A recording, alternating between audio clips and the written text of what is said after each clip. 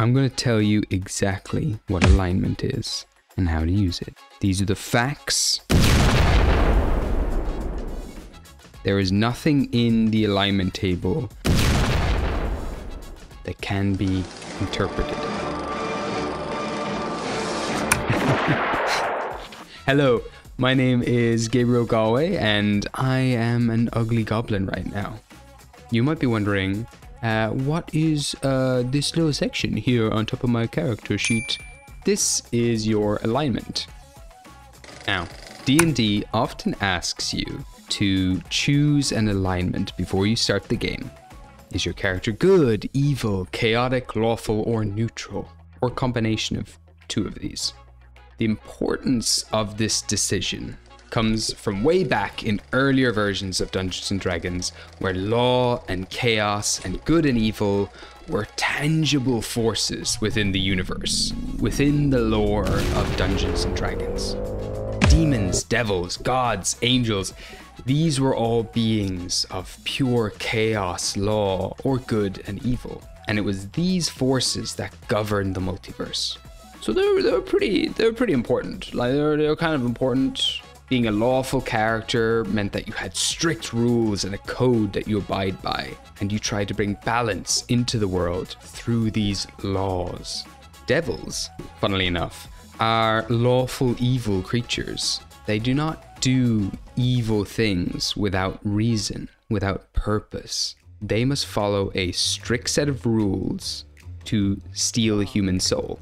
Clause G, Section 9. Target shall be limited to the infernal, the demonic, the heartless, and the soulless. Which is why they use contracts, why they make bargains. It is through these contracts, which mortals, quote unquote, willingly sign, that devils conduct their evil deeds. That was a right pretty speech, sir. But I ask you, what is a contract? Webster's defines it as an agreement under the law which is unbreakable.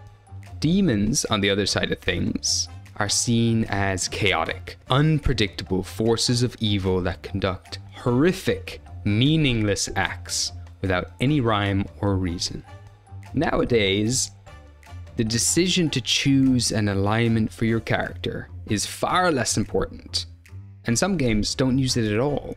One reason for this is because it's so susceptible to one's interpretation. D&D has become more than just the dungeon crawling, monster slaying adventure. The stories take place now primarily above ground, and are less about the monsters and more about the drama.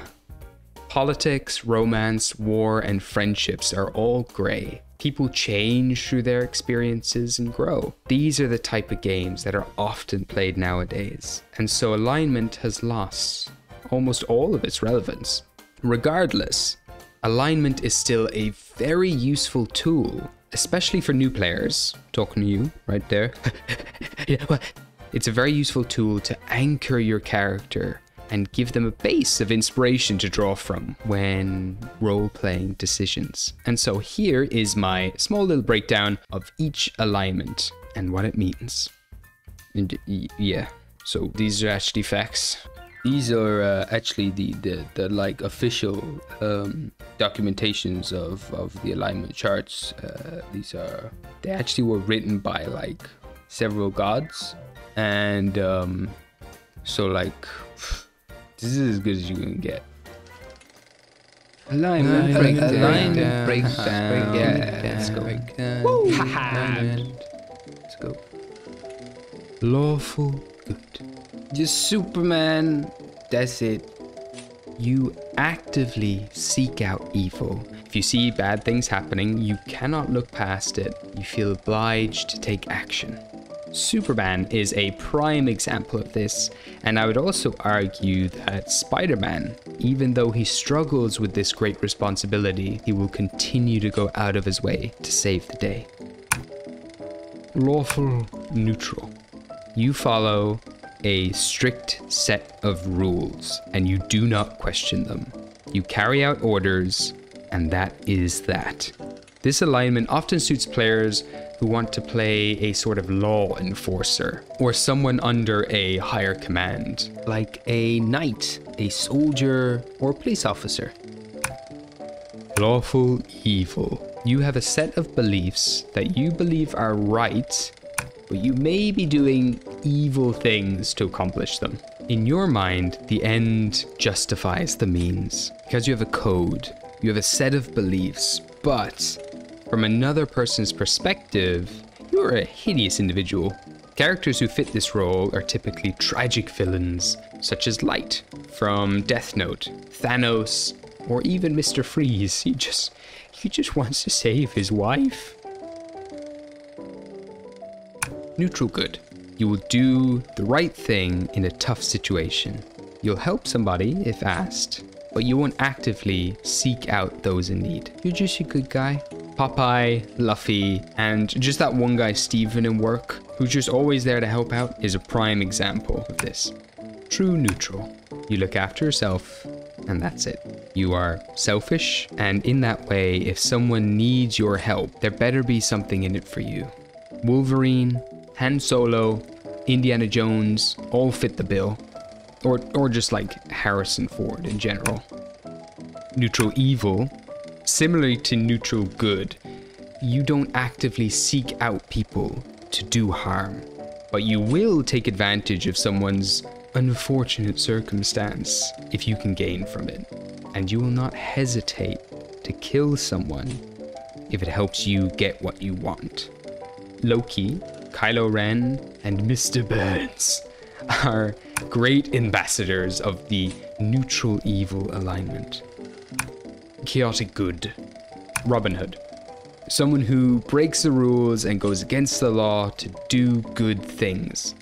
Chaotic good characters are those who go against or even try to tear down the system, more often than not to fight for freedom. Freedom above all else is what you strive for. Hobie from Across the Spider-Verse is a prime example of this.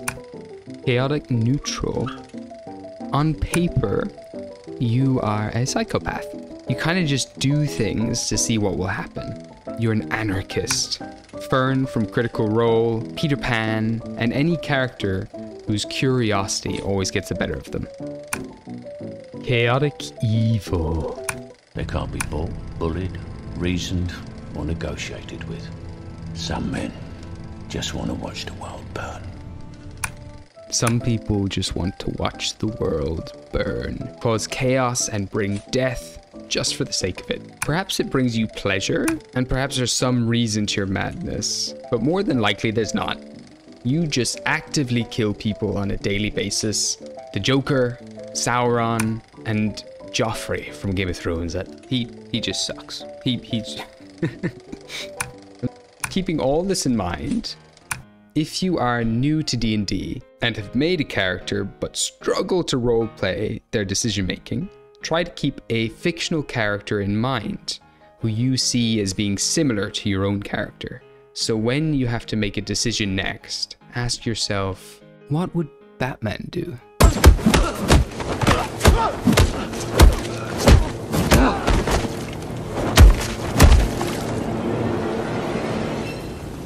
I'm vengeance. One final note on playing evil characters, D&D is a collaborative role-playing game where you work with friends to create a story. So be mindful of this when you consider possibly playing an evil character. Talk it through with your DM beforehand, because playing someone who is evil and who may potentially be stealing from your allies and taking advantage of them isn't going to be very pleasant for the other players. But there you have it, alignment. There you go. Don't ask any questions. This video is not up to interpretation. I have stated nothing but facts. This is the canon definitions of alignment. You're welcome. I did it, everybody. I've made peace amongst all of the role players out there. There you go. You're welcome. If you enjoyed this video, give me a little like. Thank you all. Subscribe. Have a wonderful day. Here I go, back to the void. Goodbye.